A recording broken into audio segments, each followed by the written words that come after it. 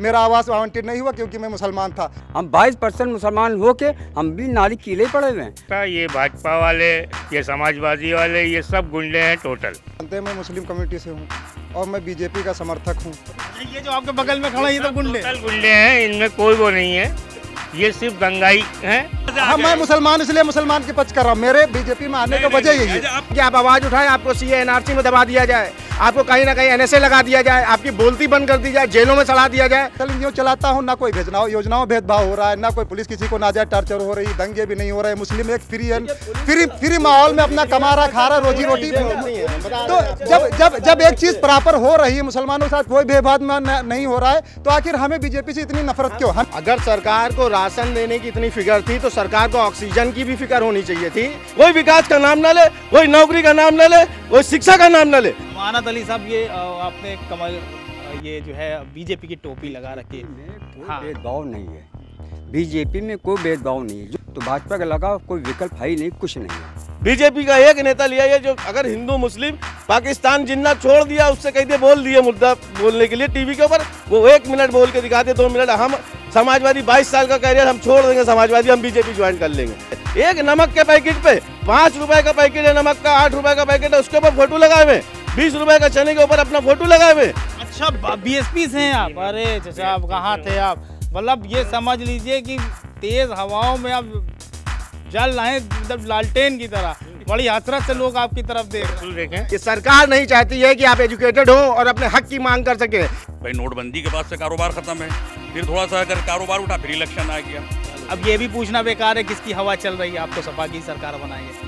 पलट के हिंदू वर्सेस मुस्लिम कर दिया, दीन और धर्म पे के नाम पे बांट दिया लोगों को। 15 लाख हर गरीब के अकाउंट में आ जाएंगे। अल्हम्दुलिल्लाह हमने आज तक हम राशन नहीं लेते, ना मेरे परिवार वाला लेता है। जो मैंने ग्राउंड पे देखा, मुसलमान का पक्ष न लीजिए, यही तो गलतफहमी है। किसी को जाके गोली मार दे तो वो कोई भी सरकार नहीं रोक पाएगी। अगले सरकार आ जाएगी, इनका औकात है कि रोक लेंगे ये। और यहाँ पे हम खड़े नहीं है, पूरी टंकी लालजी टंडन जी ने विकास करके बनवाई थी। नेताजी का साफ कहना है कि एवरीथिंग इज चंगा सी। क्राइम चाहे जो भी हो, नाम किसका जुड़ा है, मुस्लिम जुड़ा है, एनएसए लगा दो। इसको क्या काम करता है, इसने ये किया, इसकी पैरवी ना होने दो। भाजपाई जो हैं ये भागेंगे, ये सपा वाले जाओ के बगल में खड़े, ये गुंडे सब जेल में जाएंगे। वो मुजफ्फर में नगेपुर में पड़े रहते टेंट में, वहाँ जाके सफाई में नाच देखते हैं तो मुसलमानों को डूब के मर जाना चाहिए। मुख्यमंत्री हमारे लोग मारे काटे गंगा में पड़े रहते हैं। और शर्म की बात है कि सफाई में नाच देखते हैं यार। मुझे मेरे पास तो बेरोजगारी आपके पास रखी हुई मैं दिखाऊंगा भाई। बोलने के लिए कुछ नहीं है, आंसू निकाल, जुमलेबाजी करते हैं आप लोग। ये मानते हैं कि फर्स्ट वेव के बाद जो है सेकेंड वेव आने में 7-8 महीने का दरमियान फासला था, और कहीं ना कहीं सरकार ने उसको लेके कुछ पुख्ता तैयारियां नहीं की और दंगे हुए। मुजफ्फरनगर का एक काफी सरकार के ऊपर बहुत बड़ा दाग है। ये लोग बैंक में अपना बहन जी का अकाउंट ये देख रहे, बहन जी का अकाउंट ये देख रहे, बहन जी का अकाउंट कौन देख रहा है? जब ये देख पाएंगे खत्म होगी, जब इनकी सरकार खत्म होगी, ये देश छोड़ के भागेंगे। सबका सालों का पैसा स्विस बैंक में जमा है। तो बीएसपी अगर सरकार आ गई तो इनका तो नेता लोग का क्या हो? इन नेताओं का वही होगा जो इन्हीं ने किया है। विकास सिर्फ होल्डिंगों में हो रहा है, बैनरों पे हो रहा है, पेपरों में हो रहा है। मेरी बात 20-80 का मामला बड़ा। अगर जब देखिए मेरी बात सुनिए, राष्ट्रद्रोह में आ जाए। अगर आपको जो कह सकता है पुलिस बिना किसी क्राइम के सिर्फ इस भेदभाव पे उठा के ले गई कि तुम मुसलमान हो, बीजेपी के विरोधी हो। महंगाई और बेरोजगारी मुद्दा बनेगा कि नहीं बनेगा? महंगाई बेरोजगारी है, थोड़ी सी है, दिक्कत है, लेकिन ये है, सुनिए जीडीपी देख के कहाँ चली गई, इकोनॉमिक कहाँ घुसी चली जा रही है। हम तो बहुत इंप्रेस हुए थे माननीय योगी जी से, तब हम बीजेपी के सपोर्टर भी नहीं थे, ना हम वो जो है एक्टिव थे। जिस तरीके से उन्होंने ग्राउंड पे उतर के एक आम कार्यकर्ता की तरह से कोविड से लड़ने के लिए जो है संघर्ष किया था, बेहद काबिले तारीफ था। योगी जी ने सिवाय नफरत के अलावा क्या फैलाया है? आप गारंटी ले रहे हो सपा सरकार? अरे ये फालतू की बात। आपने तो 18% मुसलमानों को सुनिए, फालतू तो आप भी कर रहे हैं। आपने 5 साल तो जुमलेबाजी कर रहे हैं। आप कहते हैं 15-15 लाख अकाउंट में आएंगे। कितने परसेंट छप जाए? झूठ की मैया बहने मुसलमानों का आप यूज करते हो, इस्तेमाल करते हो, फेंक देते हो। हमारे उत्तर प्रदेश के सीएम कहते हैं कि सरकार बन जाए तो गर्मी निकाल देंगे। गुंडाराज जब ही खत्म होगा जब बीजेपी शासन खत्म होगा। भाई वो आदरणीय है मेरे लिए वो, क्योंकि वो गृह मंत्री हैं। वैसे तो एक अमित शाह है, वो तड़ी पार है। योगी आदित्यनाथ, उनके ऊपर कितने मुकदमे, उन्होंने अपने मुकदमे क्यों वापस लिए? तो गंगा पे क्या हवा में लाशें आके तैर रही थी?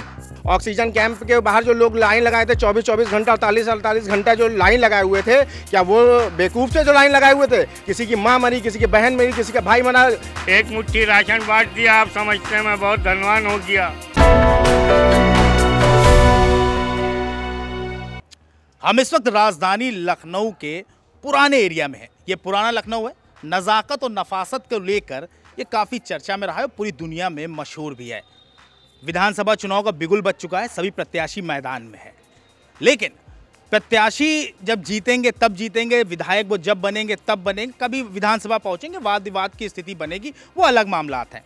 लेकिन उससे पहले उनके जो समर्थक हैं वो चाय के होटलों पर, सड़कों पर, गलियों में, कूचों पर और नुक्कड़ों पे लड़ना शुरू कर देते हैं और अपनी अपनी सरकारों को बनाते भी हैं, गिराते भी हैं। तो हमारे साथ इस वक्त जनता है, हम उनसे ही जानने की कोशिश करेंगे किसका पल्ला भारी है, हवा किसकी चल रही है। तो चंद लोग हैं हमारे साथ, हम उनसे जानने की कोशिश करेंगे माहौल किसका टाइट है। भाई साहब क्या नाम है? मेरा नाम इरफान है।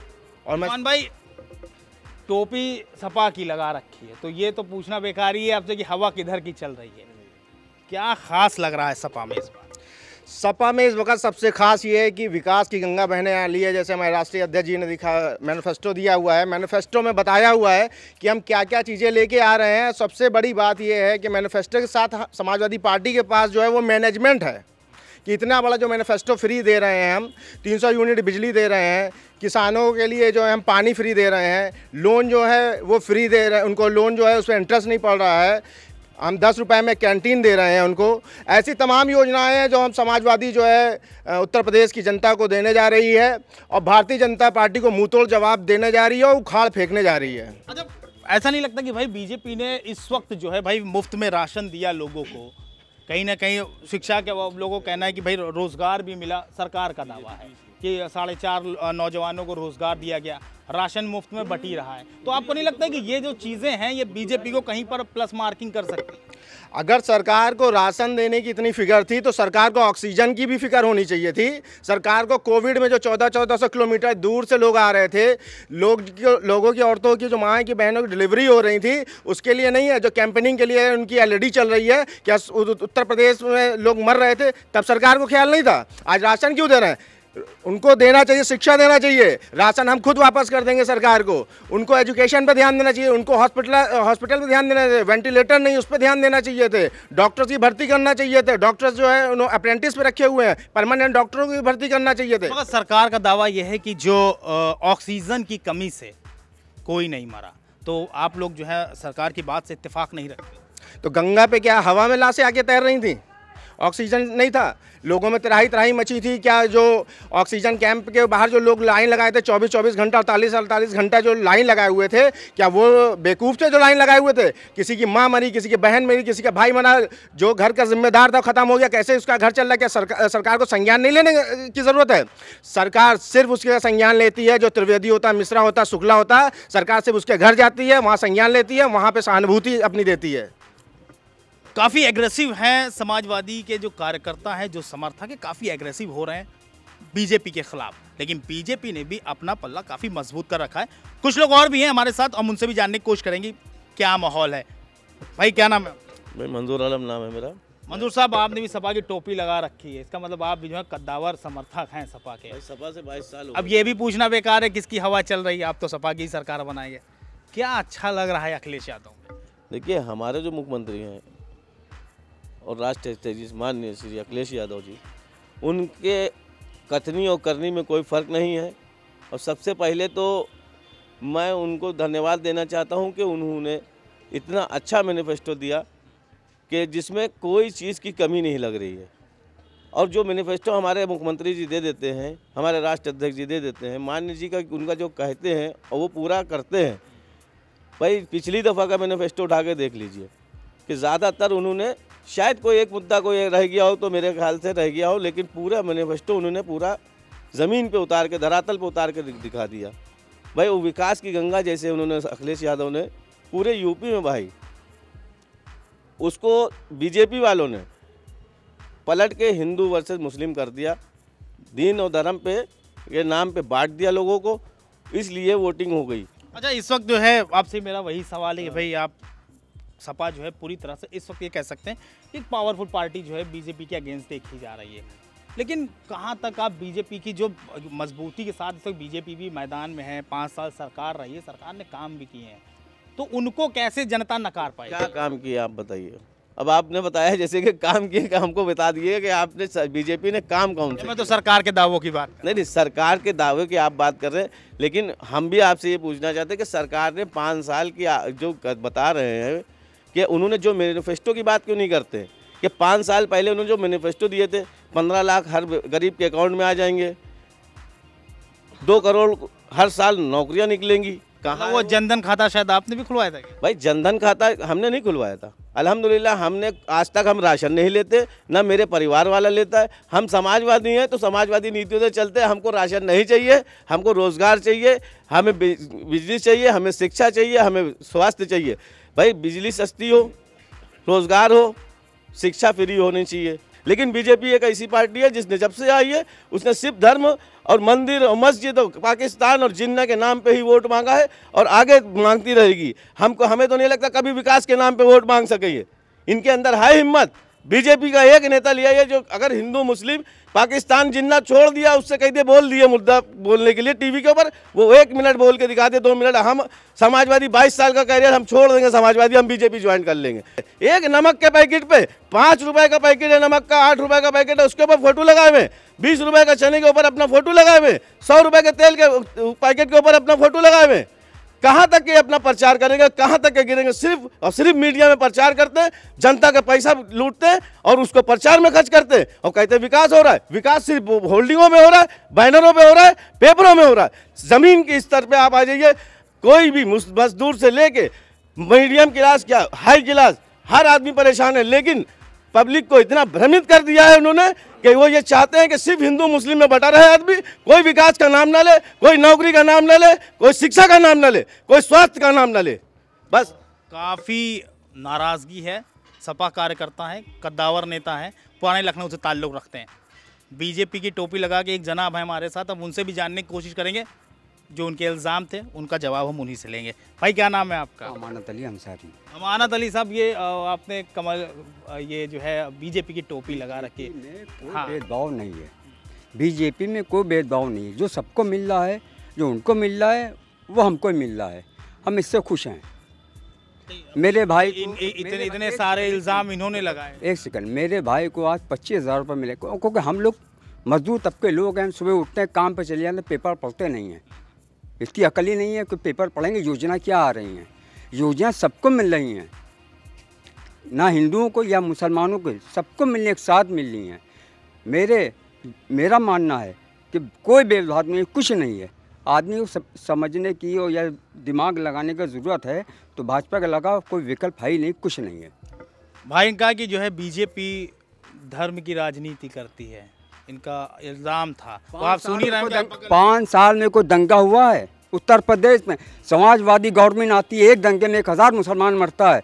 अब तक कितने दंगे हुए हैं 5 साल में? देखिए बीजेपी सरकार में दंगे तो भाई देखिए, जो आप लोग समझ सकते हैं, आप मीडिया कर्मी हैं और बहुत अच्छी वो करते हैं कि समाजवादी पार्टी के टाइम पे देखिए जो सत्ता में बैठी है और जो गुंडे हैं वो विपक्ष में आ जाते हैं। नहीं, हम मानते हैं समाजवादी पार्टी की सरकार में दंगे हुए थे। मुजफ्फरनगर का एक काफ़ी सरकार के ऊपर बहुत बड़ा दाग है वो। देखिए एक चीज़ बताइए, ये कराने वाला कौन है? इसकी जांच करी? उससे पहले सरकार हट गई। हमारे अखिलेश यादव जो मुख्यमंत्री हैं, इन्होंने अभी भी दंगे के पक्ष में नहीं रहे। दंगा अभी ले लिए कि दंगा नहीं कराया इन्होंने, अभी 1 लाख को ले लिए, पहलू खान को ले लीजिए। ये दंगा नहीं कि क्या करा रहे। कई हजार लोग मार दिए गए सिर्फ मॉन ब्लीचिंग के नाम पे।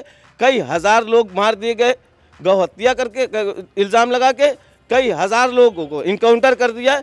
मुस्लिम पंडित जो भी उनको दिखा कि ये पंडित है, ये मुस्लिम है, पंडितों को भी उन्होंने मारा और मुस्लिमों को भी मारा है इनकाउंटर के नाम पे। भाई बताइए, इनकाउंटर बता दिया कि जो है फर्जी हो गए। इनकाउंटर मुस्लिम के खिलाफ नहीं हुआ, पंडित विरोध चला है, हम देखते चले आ रहे हैं। आप मानते हैं कि पंडितों का विरोध हुआ है? पंडितों को मारा गया है, हाँ ठीक है, वो मानते हैं। पंडित इंसान नहीं है क्या? पंडित इंसान नहीं है? पंडित को भेदभाव से क्यों जोड़ा जा रहा है कि वो पंडित है तो मेरा भाई नहीं है? क्या आदमी मरता है तो कौन लेने आता है? क्या कोई मुस्लिम को मुस्लिम लेने आता है, हिंदू को हिंदू लेने आता है? तो उसकी ज़रूरत नहीं है, हमको जो मिल रहा है हम वो जानते हैं। वो आपस में लड़ रहे हैं या किसी में लड़ रहे हैं, हमसे उससे मतलब नहीं है। हमको ये चाहिए, हमको मिल रहा है, मेरे भाई को मिले, हमको सबको मिल रहा है, राशन मिल रहा है, योजनाएँ आती हैं। 5 लाख रुपए मोदी जी ने, अगर से कोई व्यक्ति बीमार है या कुछ है उसके लिए भी योजना, मगर हम लोग को योजना के ऊपर चलते कहाँ हैं? अभी राशन पर चलते नहीं हैं। हम लोग सिर्फ जज्बात से चले आ रहे। पहले कांग्रेस को हराते थे, फिर उनको हरा रहे हैं। हमको कुछ मकसद ही नहीं है। हम 22% मुसलमान हो के हम भी नाली कीले पड़े हुए हैं। हम लोग किसी की ज़रूरत नहीं लगते हैं। हमारे डॉक्टर नीरज बोरा उनको चुनाव लाते हैं, चाहे जिसमें हुए। आज उन्हीं ने एक बढ़िया काम किया हमारे लिए। रात को 2 बजे कॉल करते मेरा वो काम करते हैं, उनके लिए खड़े हुए हैं, हम भाजपा के लिए खड़े हुए हैं। नहीं, आरोप था कि जो है रोजगार को लेके जो है सरकार ने कुछ नहीं किया। और राशन जो आपने बताया राशन मिल रहा है, राशन तो भाई कांग्रेस जब सेंट्रल में थी तब भी मिलता था, सपा जब स्टेट में थी तब भी मिलता था, बीएसपी थी, मायावती गवर्नमेंट थी तब भी राशन मिलता था। तो ये नहीं लग रहा कि भाई भेदभाव नहीं है। मेरा कहने मतलब है भेदभाव नहीं है, या हमको मिल रहा या उनको मिल रहा हो। ले लीजिए आप रिसेंटली का कर्नाटक का ले लीजिए, ठीक है। एक मुस्लिम बहन जो है नकाब पहन के आ रही है, आपको क्या ऑब्जेक्शन है? अगर आप एजुकेशन के लिए इतने ही प्रेरित हैं, एजुकेशन के लिए आप इतना ही फोकस कर रहे हैं, आप एजुकेशन पर नहीं फोकस कर रहे हैं, आप सबको सब मठ में बैठाना चाह रहे हैं। आप सोचें मदरसों में सीमित हो जाएं सब लोग। ये स्कूल कॉलेज जो अलीगढ़ बना हुआ है जहाँ पे हिंदू मुस्लिम सिख ईसाई सभी आके एजुकेशन लेते हैं। शिक्षा का घर क्यों बनाया गया? इसलिए कि आप जब एजुकेटेड होंगे तो अपने हक की मांग करेंगे। ये सरकार नहीं चाहती है कि आप एजुकेटेड हो और अपने हक की मांग कर सकें। ये तो बस चाहती है कि आप आवाज़ उठाएं, आपको सीए एनआरसी में दबा दिया जाए, आपको कहीं ना कहीं एनएसए लगा दिया जाए, आपकी बोलती बंद कर दी जाए, जेलों में सड़ा दिया जाए।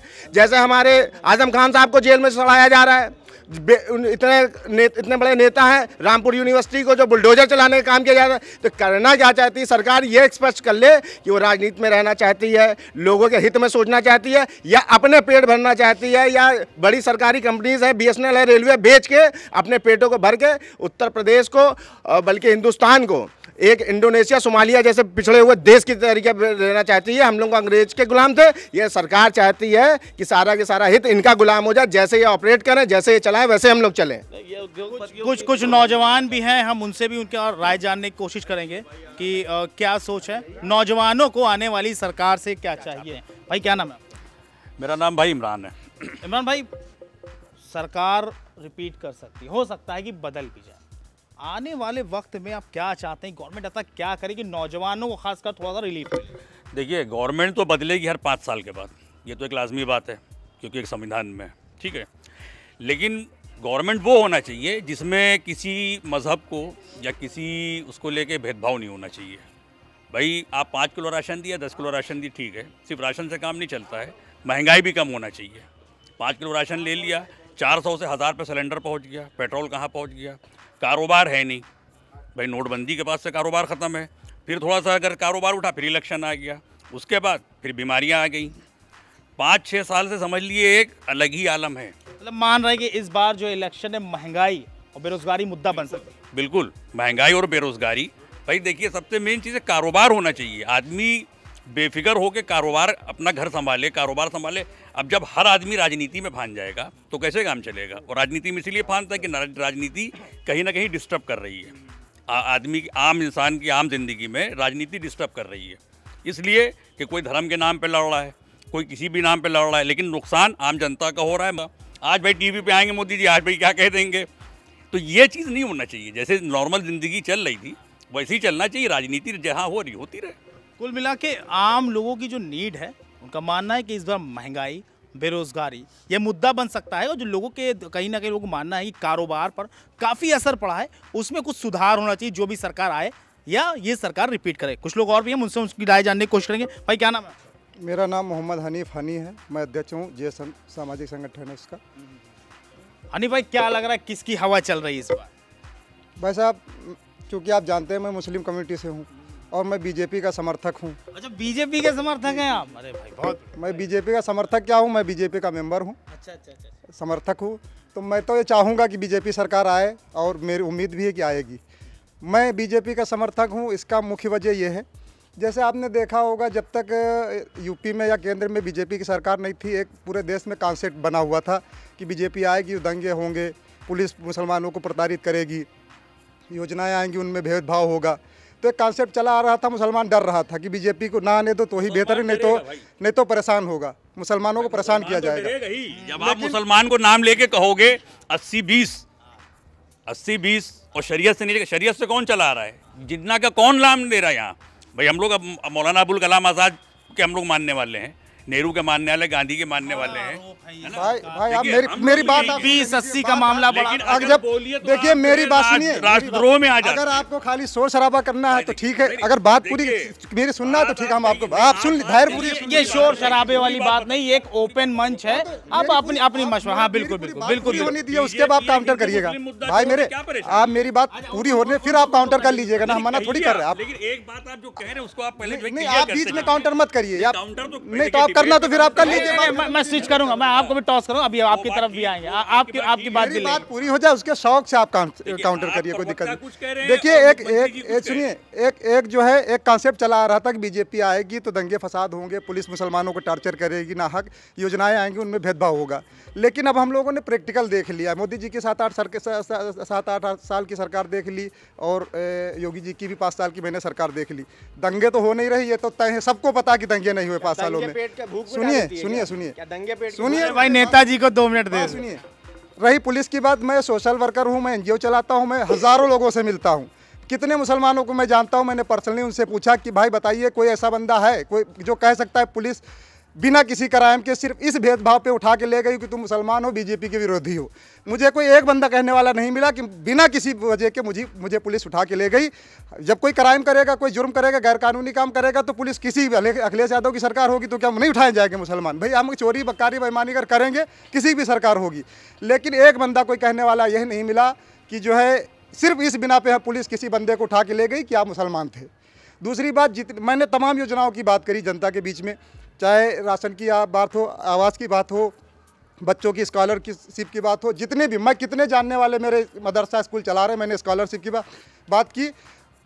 जितनी भी कांग्रेस सरकार में या अखिलेश सरकार में आज आ रही थी उससे कहीं ज़्यादा स्कॉलरशिप आज के टाइम में आ रही है। आवास की बात आप ले लीजिए, कोई भी बंदा एक मुसलमान मुझको ऐसा कहने वाला नहीं मिला कि मुझे इस बिना पे जो है मेरा आवास आवंटित नहीं हुआ क्योंकि मैं मुसलमान था। दिल खोर के मुसलमानों का आवास मिले। आप जब गांव में जाएंगे पता करें, जिनके झोपड़ी बनी थी उनके सबके रूम मिल गए। बात सुन लीजिए, बात सुन लीजिए। आप कहते रहिए, एक बात हमारी ले लीजिए जनता की। बताइए कोविड के टाइम पे आपको जो क्या नाम है इससे चालान से और फाइन से आपको कितना पैसा मिला बीजेपी गवर्नमेंट में? आप इनसे पहले ये पूछिए। और क्यों हुआ चालान? जब कारोबार नहीं था, कुछ नहीं था, और लोगों के फोटो गाड़ियों के और इसके उसके खींच के आ रहे थे, उससे कितना पैसा इनको मिला है पहले ये पूछिए आप।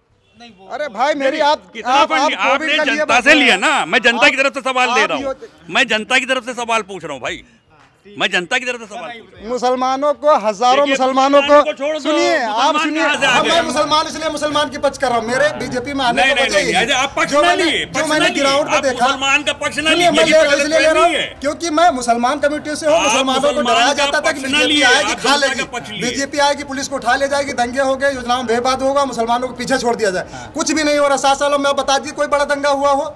रही मॉब लिंचिंग की बात या कोई पर्सनल किसी को जाके गोली मारते तो वो कोई भी सरकार नहीं रोक पाएगी। अगले सरकार आ जाएगी, इनका औकात है कि रोक लेंगे? ये किसी भाई पर्सनल क्राइम आपकी हमारी दुश्मनी है, 4 लोग आके हम गोली मार दें तो या कुछ भी कर ले तो वो एक अलग मैटर होता है।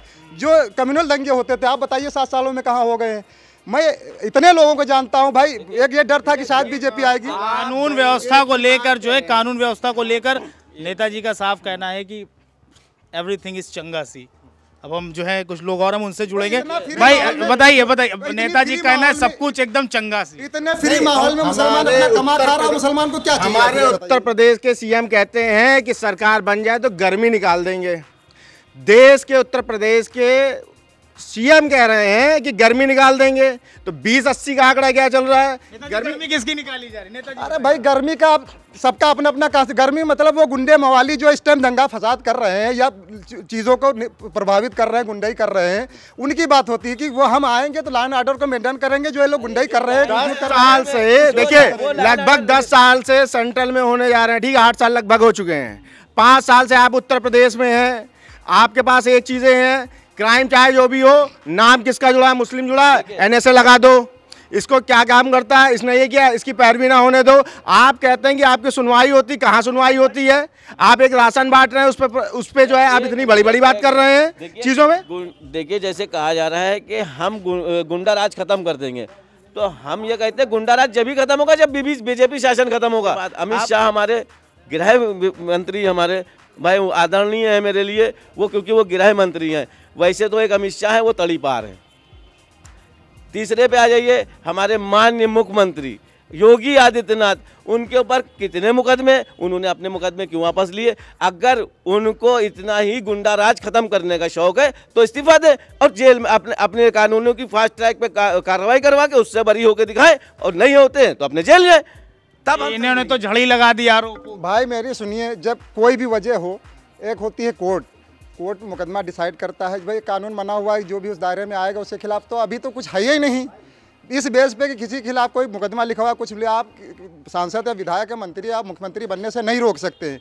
सबसे बड़ी बात प्रायोरिटी है जो भी सुनिए, आज जो मुख्यमंत्री उसके ऊपर ट्रायल पे काम क्यों नहीं हो रहा है? उन मुकदमों को क्यों नहीं फास्ट ट्रैक पे चला गया? हम अगर निर्दोष हैं तो हम अपने निर्दोषी साबित करने के लिए हम कहेंगे फास्ट ट्रैक पे मुकदमा। अभी मेरे ऊपर एक मुकदमे में सीबीआई कोर्ट में मुकदमा चल रहा है, हम उनसे कह रहे हैं और अपना एक वकील अलग कर रहे हैं कि भैया हमारा जल्दी से फास्ट ट्रैक पे जल्दी गवाही पड़े, हम इस मुकदमे से बरी हो जाएं, क्योंकि हम निर्दोष हैं। जब हम निर्दोष नहीं होंगे तो हम मुकदमे को और आगे खिंचाएंगे।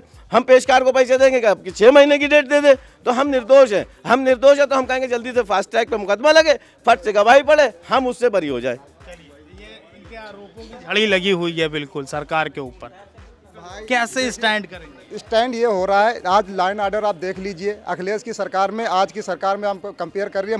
मुझे सुधार दिख रहा है, खास करके चूंकि मैं मुस्लिम कम्युनिटी का हूं, मैं अपनी कम्युनिटी को देखता हूं। जो कॉन्सेप्ट चला आ रहा था कि भाजपा सरकार आएगी मुस्लिम, आज लाइन ऑर्डर बेहतर है। मैं भी बहुत दिन सुनिए, मैं भी आज से पहले सुनिए मेरी बात, एक मिनट सुन लीजिए। आज से पहले मैं भी पक्का अखिलेशियन था, थोड़े दिन पहले तक सब जानते हैं मैं समाजवादी पार्टी में थे तो अचानक ये कैसे बिल्कुल यूटर्न कैसे मार गए? वजह यही, चूंकि मैं मुस्लिम कम्युनिटी का हूँ, जो कॉन्सेप्ट बना हुआ था कि बीजेपी आएगी तो मुस्लिम परेशान होगा, टॉर्चर होगा, योजनाओं में विवाद होगा, क्योंकि आप बीजेपी में चले गए। जिस अब नहीं, अब हमने जब ग्राउंड पे जाके देखा, अपने लोगों से मिला, सोशल एनजीओ चलाता हूँ, ना कोई योजनाओं भेदभाव हो रहा है, ना कोई पुलिस किसी को नाजायज टॉर्चर हो रही, दंगे भी नहीं हो रहे, मुस्लिम एक फ्री माहौल में अपना कमा रहा, खा रहा, रोजी रोटी। तो जब एक चीज प्रॉपर हो रही है, मुसलमानों के साथ कोई भेदभाव नहीं हो रहा है, तो आखिर हमें बीजेपी से इतनी नफरत क्यों? हमें तो एक फ्री माहौल चाहिए ना, अपना काम करने के लिए, अपना धंधा करने के लिए। हमारे बच्चे महंगाई और बेरोजगारी मुद्दा बनेगा कि नहीं बनेगा? महंगाई बेरोजगारी है, थोड़ी सी है, दिक्कत है, लेकिन ये है सुनिए, जीडीपी देखिए कहाँ चली गई, इकोनॉमिक कहाँ घुसी चली जा रही है। आप कह रहे हैं कि थोड़ा सी मुद्दा है, थोड़ा सा नहीं बहुत बड़ा हो गया। आप बताइए क्राइम कैसे बढ़ता है? जब युवाओं के पास रोजगार नहीं होगा, एजुकेशन नहीं होगी, खाने को नहीं होगा, तो क्या करेगा? क्राइम नहीं करेगा तो क्या करेगा? कहाँ से अपना घर चलाएगा? जिसके ऊपर जिम्मेदारी है। महंगाई कम हो, आप गारंटी ले रहे हो सपा सरकार? अरे ये फालतू की बात। आपने तो 18% मुसलमानों को, सुनिए फालतू तो आप भी कर रहे हैं, आपने 5 साल तो जुमलेबाजी कर रहे हैं। आप कहते हैं 15 लाख अकाउंट में आएंगे, आपने 18% सुनिए, गृह मंत्री बैठते हैं, वो मुसलमानों के तो जुमलेबाजी कर रहे हैं। मुसलमानों के दम पे अखिलेश यादव सत्ता में आए थे 2012 में, कह के आए थे हम आएंगे, मुसलमानों को 18% आरक्षण देंगे। कितने परसेंट आरक्षण दिया? झूठ की मैया बहने, मुसलमानों का आप यूज करते हो, इस्तेमाल करते हो, फेंक देते हो यार। मुसलमान सिर्फ आपको मुख्यमंत्री बनाने, बड़ा इल्जाम है भाई अखिलेश यादव। रुके चाचा मियाँ जो कुछ बोलना चाह रहे। चाचा क्या नाम है? जी मुझे पप्पू भाई कहते हैं और मैं बहुजन समाज से हूँ। अच्छा, बीएसपी से हैं आप? अरे चाचा आप कहाँ थे आप? मतलब ये समझ लीजिए कि तेज हवाओं में आप जल रहे हैं, मतलब लालटेन की तरह। बड़ी हसरत से लोग आपकी तरफ देख रहे हैं। देखें भाई, देखिए मेरे हिसाब से माया जी से बेहतर सरकार कोई नहीं चला सकता। ये भाजपा वाले, ये समाजवादी वाले, ये सब गुंडे हैं टोटल। अच्छा, ये जो आपके बगल में खड़ा है ये तो गुंडे हैं, इनमें कोई वो नहीं है। ये सिर्फ दंगाई हैं और शासन, यूपी का शासन सिर्फ बहन जी चला सकती हैं। बहन जी के अलावा कोई नहीं चला सकता है। लाइन ऑर्डर वही सुधार सकती हैं। और जो हमारे प्रत्याशी इस क्षेत्र से खड़े हैं कैम रजा जी, हमारी जनता से अपील है कि वो उनको जिता के। तो बीएसपी अगर सरकार आ गई तो इनका तो नेता लोगों का क्या होगा? इन नेताओं का वही होगा जो इन्हीं ने किया है। इनको वही जवाब दिया जाएगा जो इन्हीं ने दिया है। लेकिन जो आप हमें देंगे, जो आप हमें देंगे वही हमसे वापस पाएंगे। आप अगर दीवार पे गेंद मारेंगे तो वापस आप ही की तरफ आएगी। भाजपा ने बहुत तंग किया है, भाजपा ने बहुत तंग किया है जी।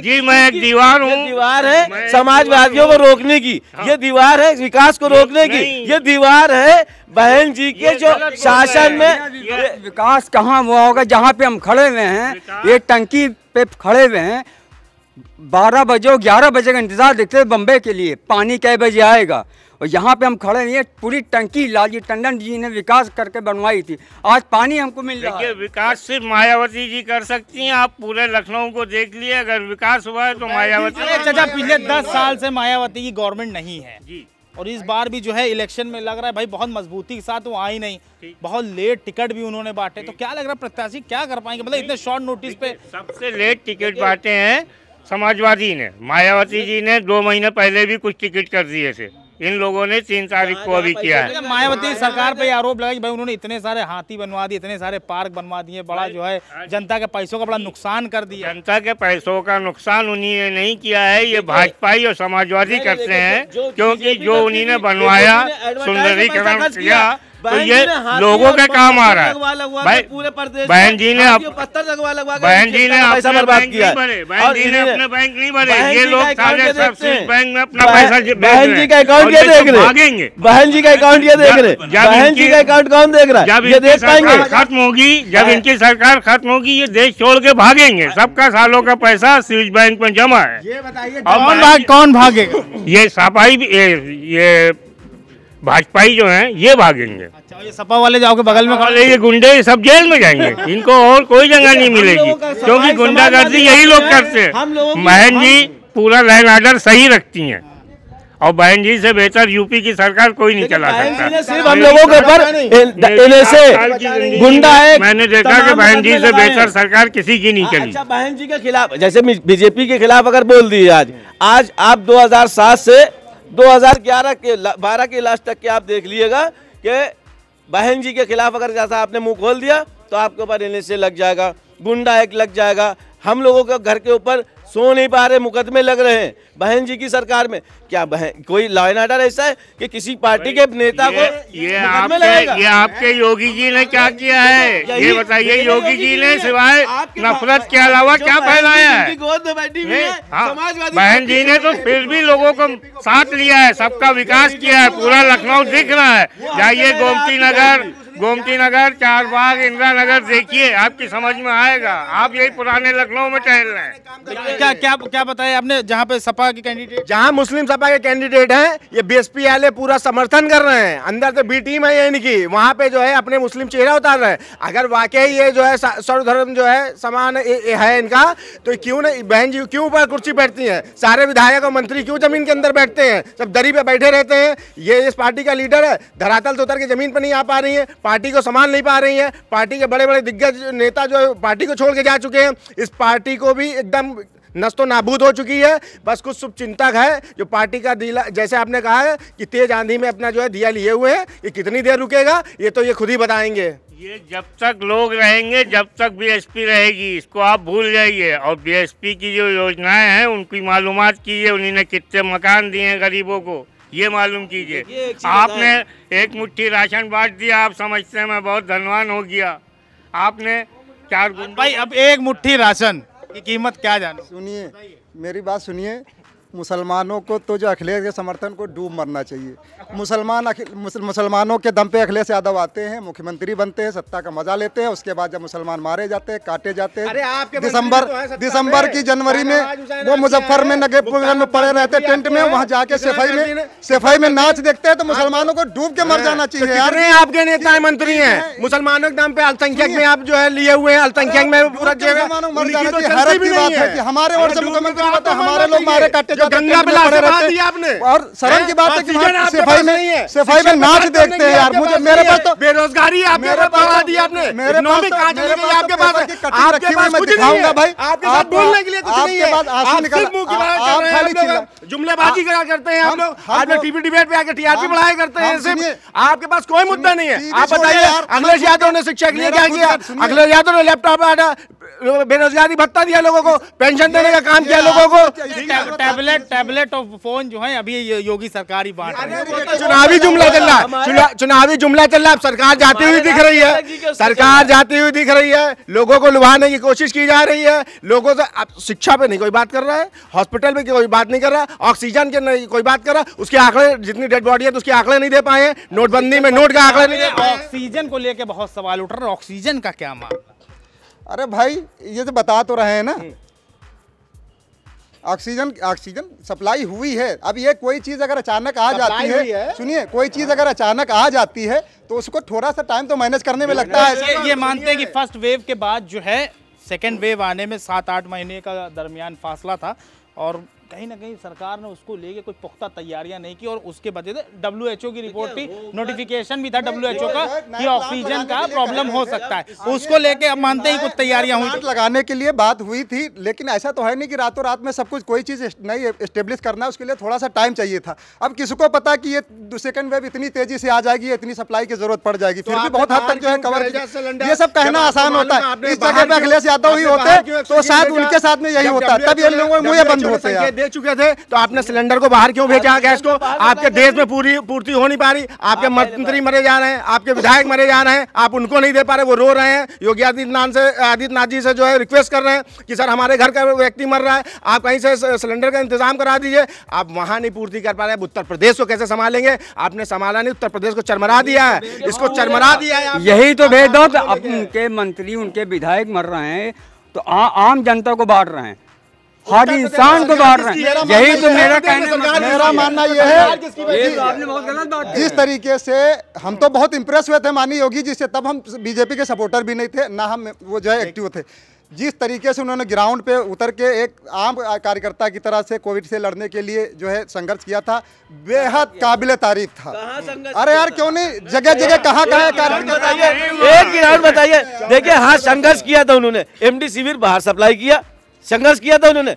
सऊदी से आई हुई ऑक्सीजन जो इमदाद में मिली थी उसके ऊपर रिलायंस के स्टिकर चिपके, संघर्ष किया उन्होंने। जो यहाँ की ऑक्सीजन थी उसको बाहर विदेशों में भेज दी, संघर्ष किया उन्होंने। जमीन पे कोई संघर्ष नहीं किया, संघर्ष सिर्फ एडवर्टाइज में किया है। हर MD शिविर के भी ऊपर भी मैंने अभी आपको बताया था, सिर्फ अपना फोटो और अपना प्रचार। बाकी गंगा में लाशें तैरती हुई सबने देखी, किसने ऐसा है किसने नहीं देखी। पप्पू भाई देख लिया आपने, फंसा बड़ा गहमा गहमी के साथ बहस चल रही है, आप बहुत सन्नाटे में हैं, आपकी प्रतिक्रिया बहुत ज़रूरी है क्योंकि एक जलता हुआ चिराग टाइप है आप। नहीं, मैं एक सोशल वर्कर रहा हूँ। क्या लगता है दोनों में कौन बनाएगा? देखिए ये दोनों सरकार के ही लिए दौड़ते रहेंगे, इनको और कुछ नहीं आता है, इन्हें सिर्फ कुर्सी की लालच है, पब्लिक मर जाए खत्म हो जाए, इनसे कोई मतलब नहीं है। 10 लोगों पे नहीं, ये 10 लोगों को बिठा के भी सरकार चला सकते हैं। देखिए भाजपा झूठी है। क्या करे सपा वाले, क्या बता रहे, कुर्सी बैठती थी बहन जी, बाकी सब जमीन जी। हम जी मतलब ऐसा था, सबको एक साथ लेना चाहते हैं। समाजवादी कुर्सी है नहीं, समाजवादी कुर्सी नहीं है, उनको कुर्सी का लोभ है और अपने कार्यकर्ताओं को मंत्रियों तक को जमीन में बैठा। आप ये बताइए, आप अखिलेश जी के साथ कई बार बैठे हैं उनके साथ, आप बताएं। अरे हमारा नेता नहीं जमीनी स्तर का कैसे भाई? आप मुख्यमंत्री जी के साथ बैठे हैं कभी? बंगले के पास आप मुख्यमंत्री जी के साथ बैठे हैं कभी?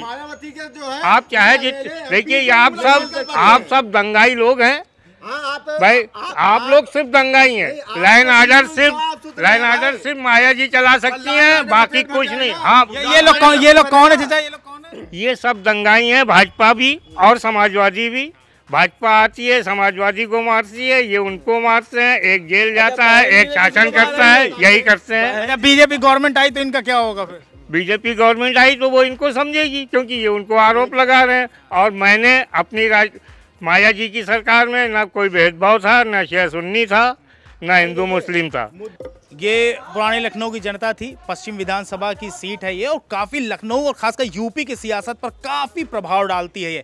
अलग अलग लोग हैं, सबका अलग अलग मत है, सबकी अपनी अपनी सरकार है, सबके अपने अपने प्रत्याशी हैं।